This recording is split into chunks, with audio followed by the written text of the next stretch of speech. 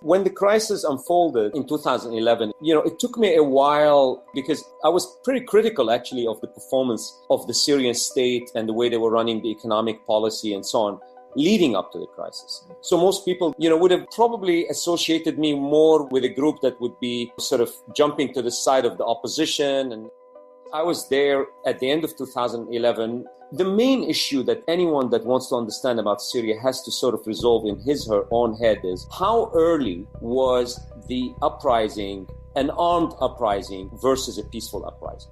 For me, when the Syrian opposition took up arms to protect themselves, that was one thing.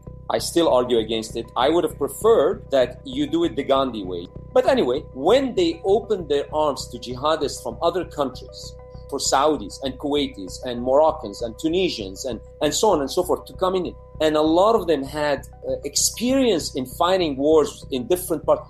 I think once you do that, it's game over. There's just no going back. For the Syrian state, they just looked at it from a macro perspective, looked back and said, look, we just don't care if this is a moderate and non-moderate. This is a citizen who took up arms against the state. Think of any city in the United States. And at midnight, a group of, let's call it, 500 to 1,000 guys come into a neighborhood, go inside the buildings, they're all armed. The next day in the morning, you wake up, and these guys basically occupy all the streets. And they put their checkpoints, and slowly and steadily, they take over what became later called Eastern Aleppo. Now, if you think about it, if there's moderate and non-moderate, who is the guy that's going to rise on top? It's not the Harvard graduate, it's not the Wharton graduate. You're going to have one guy only, the toughest guy in that neighborhood who ruled that neighborhood.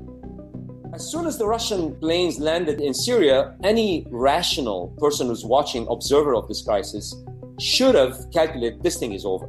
To me, from a strategic standpoint, it is over.